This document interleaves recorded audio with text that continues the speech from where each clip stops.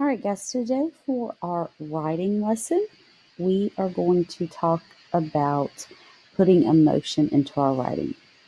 So, before we begin with our writing mentor text, I want you to think about the last movie that you watched that you really, really liked.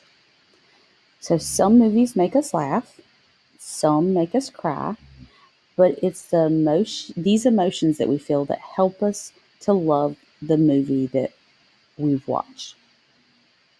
So movies start by someone writing the story. So someone writes the story before it becomes a movie. So today we're going to read a narrative that takes us through a childhood memory that's full of happiness and a little sadness. So we're going to talk about a tree named Steve. So I want you to think about the different things that you can do with a tree. So I want you to think about that for just a second. So if you think about a tree, you can climb a tree. Sometimes there's things off the tree that you can pick to eat. You can hook a swing to the tree. You can cut down a tree. You can watch a tree grow. There's all kinds of different things. So I want you to think of some other things that you could do with a tree.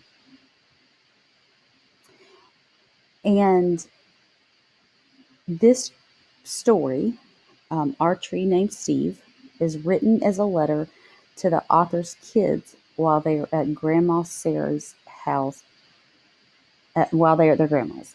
And Sarah says, I love you, Steve. So, can you really love a tree? So, I want you to think about that, whether or not you think that you could really love a tree. We often love people because they are helpful or kind, but Steve does do a lot of helpful things. So, we're going to read Our Tree Named Steve, and I want you to think about the emotions and feelings that you have, or that the kids or parents have, and how it makes you feel.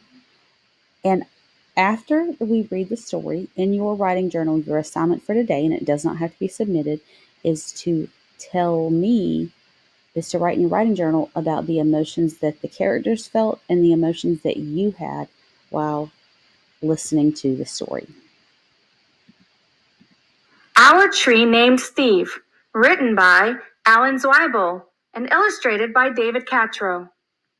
Dear kids, a long time ago, when you were little, Mom and I took you to where we wanted to build a house for us to live in. But in order to build there, men had to come and clear the land. I remember there was one tree, however, that the three of you couldn't stop staring at. Adam thought it was crying. Lindsay said it looked nervous. And Sari, who was only 2 years old, couldn't pronounce the word tree and called it Steve. I love you, Steve, she kept saying. And then Adam and Lindsay started saying it. And before too long, Mom and I got the hint and asked the builder to please save Steve. The day we moved in, Steve was there to greet us. He quickly worked his way into your lives as a swing holder, target, third base, hiding place, jump rope turner, and whenever our dryer broke down, he held our underwear with pride. Yes, right there in the center of our yard, this weird-looking tree grew to become the center of our outdoor life. Through all our barbecues, campouts, dance parties, or when Adam and Lindsay started getting crushes on the Simon kids next door, Steve adjusted to our every need. And it wasn't always easy, standing tall through snowstorms in the winter. Or when Uncle Chester napped in the hammock, it couldn't possibly have been fun. Not to mention the time that the sewer overflowed and Steve sucked up all the smelly water before it drowned Kirby. Then got so sick himself that the tree doctor had to give Steve a haircut that made him look like a big thumb.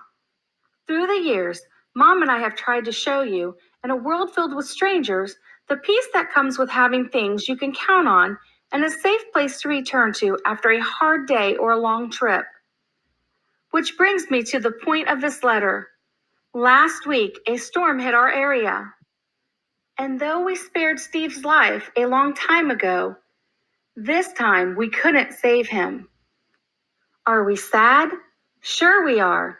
But even in his final moments, when he could have fallen on our house, Sary's swings, Kirby's house, or Mom's garden, Steve performed his last trick and protected all of us to the very end. And friends like this are hard to find.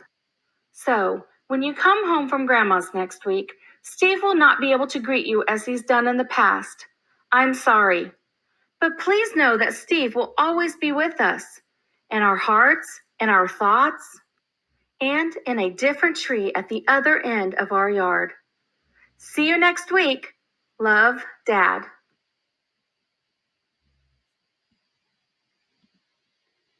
Okay, so for your assignment, I want you to think about your emotions that you felt and the emotions that the characters felt in this story. And I want you to retell the story in your writing journal. And I want you to describe the emotions that were felt throughout the story, because we had some happy and sad emotions in this story. And we will talk about it during our live tomorrow.